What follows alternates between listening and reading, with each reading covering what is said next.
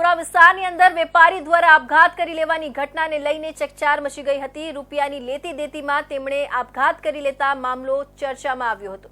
જે મામલે પુત્રની ફરિયાદ લઈ સલાબતપુરા પોલીસે ગુનો દાખલ કરી આબિદ હુસૈન અને આશિષ ટંડેલની ધરપકડ કરી છે। જેમાં હાલ 2 આરોપીઓની પોલીસે ધરપકડ કરી વધુ તપાસ શરૂ કરી છે।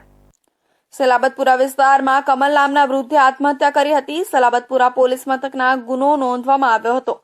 જે સંબંધે વૃદ્ધના પુત્રએ ફરિયાદ આપતા પોતાના પિતા પાસેથી આરોપી આબિદ હુસૈન સૈયદ અને આશિષ ટંડન વિક્રમ તુષાર ગોહિલ નામના આરોપીઓએ ફરિયાદી પાસેથી ગ્રે કાપડ લઈ અને પેમેન્ટ નહીં કરેલું, જે સંબંધે વારંવાર પેમેન્ટ નહીં આપતા અને વારંવાર ઉઘરાણી કરતા અને બિલ પાસ કરવાની ફરિયાદીની ધમકી આપી ફરિયાદીને મરવા માટે મજબૂર કરી અને એની ઉપર પ્રેશરાઇઝ કરી, જ્યાં આ મામલે આખરે આત્મહત્યા કરી લીધી હતી।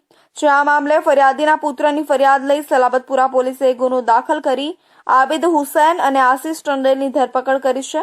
જેમાં હાલ 2 આરોપીઓની પોલીસે ધરપકડ કરી છે અને 2 લોકોની તપાસ શરૂ કરી છે। વૃદ્ધની આત્મહત્યાના મામલે પોલીસને તપાસમાં વૃદ્ધ દ્વારા લખાયેલી સુસાઇડ નોટ પણ મળી આવી છે।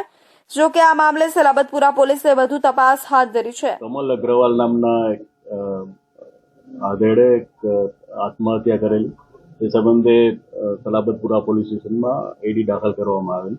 તે સંબંધે એના પુત્ર એ ફરિયાદ આપેલી કે પોતાના જે પિતા છે એના પાસેથી આરોપી આબિદ હુસૈન, આશિષ ટંડન, વિક્રમ અને ચોથો છે તુષાર ગોયલ, આ લોકોએ એમની પાસેથી ગ્રે કાપડ લઈ અને એનું પેમેન્ટ નહીં કરેલું અને જે સંબંધે એની પાસેથી વારંવાર ઉઘરાણી એના બિલ પાસ કરવા માટેની એ લોકોને ધમકી આપતા હતા। તે સંબંધે એને મરવા માટે મજબૂર કરી અને એની ઉપર પ્રેશરાઇઝ કરી અને જે એના પિતા છે એને આત્મહત્યા કરી લીધેલી છે। તે સંબંધે પોલીસે ગુનો દાખલ કરી અને આરોપી છે આબિદ હુસૈન અને આશિષ ટંડન એ બંનેની ધરપકડ કરી। પોલીસ ઇન્વેસ્ટિગેશન શરૂ કરતા આપઘાત પાછળ જેટલા પણ વ્યક્તિઓના નામ સામે આવ્યા હતા તેમની સામે ફરિયાદ લખવામાં આવી હતી। સમગ્ર તપાસ દરમિયાન વૃદ્ધની આત્મહત્યાના મામલે વૃદ્ધ દ્વારા લખાયેલી સુસાઇડ નોટ પણ મળી આવી છે। જોકે આ મામલે સલાબતપુરા પોલીસે વધુ તપાસ હાથ ધરી છે। બીજા આરોપીઓના નામ ખુલશે તો તેમની સામે પણ કાર્યવાહી કરવામાં આવશે।